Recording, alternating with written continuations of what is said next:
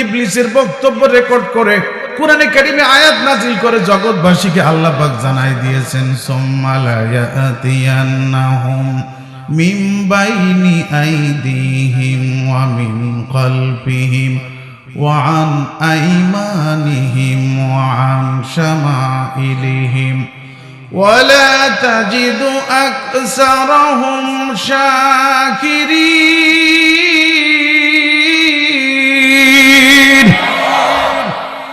আল্লাহ পাক বলেন, ইবলিস আমার কাছে বলেছে, আল্লাহ আমি তোমার বান্দা বান্দীদের ডান দিক দিয়ে, বাম দিক দিয়ে, পিছনের দিক দিয়ে, সামনের দিক দিয়ে, চতুর্দিক দিয়ে হামলা চালাবো, তাদের কাছে আমি যাব।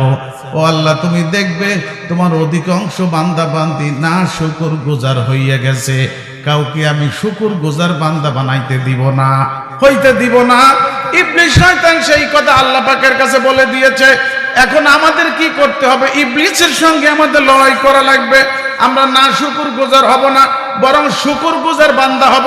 হাদিসে পাকে আমার নবীজি বলেন, যারা সুখের সময়, দুঃখের সময়, কষ্টের সময়, আরামের সময়, সব সময় আল্লাহ পাকের প্রশংসা করবে, ময়দানে হাসরে আল্লাহ পাক তাদেরকে বিনা হিসাবে জান্নাত দান করবে।